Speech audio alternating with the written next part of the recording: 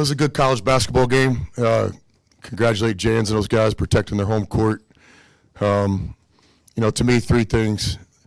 The start of the game for us was just unacceptable. You can't dig a hole like that. The first 8 minutes of the game, the first 2 4-minute periods in the 40-minute game, but give them credit. I think they fed off the crowd. They were the more physical, aggressive team the first 8 minutes of the game, so now we're playing from behind. Give them the credit. We understood what we were walking into today. Just didn't get it done early. Then in the basketball game, really it was a difference in rebounds and free throws. They make more free throws than we shoot, but I have no major complaints on the officiating. Hard game to official. I thought they were the more aggressive team, and they did a good job drawing those fouls. So, but the free throw differential was big. To overcome that, you got to do something special in the game. And then finally, third, most important, is just the rebounding. We had one offensive rebound at halftime. We're out rebounded 15 or 20 at half. So for our point of view, is the rebounding, the free throw differential in the start of the game. Other than that, there's some positives. We fought back to get this game into overtime. I think speaks a lot of our team and what we could be.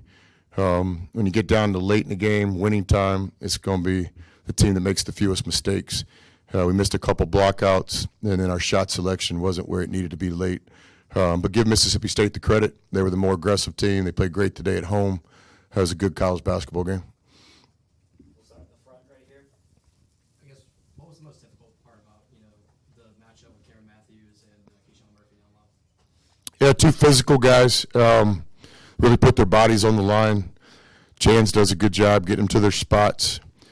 Obviously, as the game went on, they were posting us with our size mismatch, but you're looking at time and score there. So you make a commitment to really try to stop the three, and we just made some critical mistakes. What we all should have saw is a couple of post moves in those moments, but they were still getting to their game plan of inside-out threes even after we tried to adjust. So, I think they were disciplined today. I wasn't in their huddle, but pretty obvious to me that they were doing what they were trying to get done, and we just had too many critical mistakes in big moments.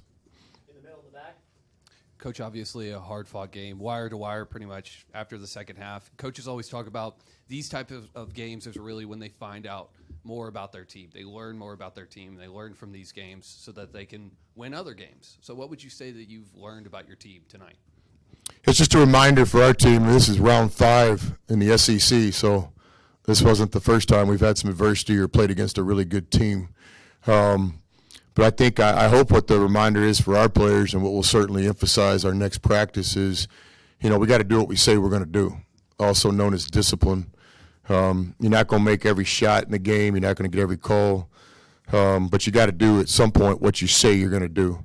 So on a couple of our post-defensive mistakes, we didn't do what we set up to do. And so it's been a strength of our team with our veteran players to be able to help the guys, adjustments, whatever you want to call it. But tonight we just made some mistakes that we just couldn't overcome.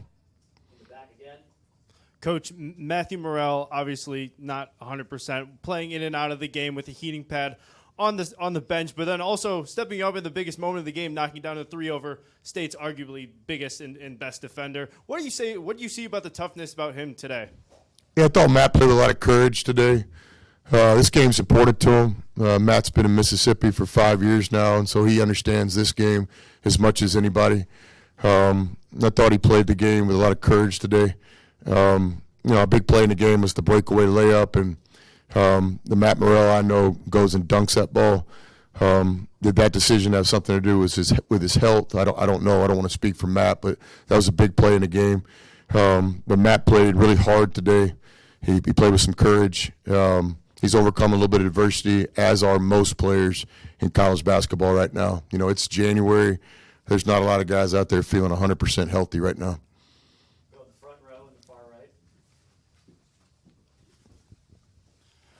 With Malik Dia having 19 boards against Alabama and then 2 today, I know he played 18 minutes, but how do you kind of explain that fluctuation?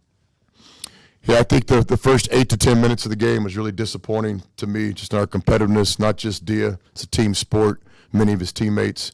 So I'll leave it at that. We need Dia to play. We need him to play well. Should have he played more today? Maybe, probably. Those are decisions coaches have to make. What we were doing was actually obviously working. We got back in the game. We had a chance to win the game. The game went to overtime. But certainly Dia is one of our best players. He needs to be on the court for us. Standing in the back left here. You mentioned the crowd earlier in your opening statement. I mean, did the loudness and intensity of this place kind of disrupt what y'all were doing early? Me personally, no. I've been doing this a long time. It's a great college basketball crowd, and everybody in the SEC has a home court advantage. For our players, fair question. And, we got some older veteran guys with a lot of pride, and that was what I was kind of asking them at halftime. So, you say somebody's not ready to play, you say somebody looks soft out there, you're lacking the physical. Guys don't want to hear that because we don't have soft players, but it's possible the toughest of competitors can still, have some bad possession. So it'd be a great question for our players because I didn't think we came out with the physicality that was necessary to take their first punch. Last question in the middle. Chris, do you think bad matchups for Dia or just bad game? I don't like to comment on that kind of stuff till we watch the film. Dia's a talented guy. We needed a paint presence today. We needed some rebounds today, and we didn't need another guy out there shooting jump shots or fadeaways. But this isn't on Dia. This is a team sport. He's one of our best players. We'll study this film. We'll get better, and hopefully he can respond as I can respond, and all of us need to respond.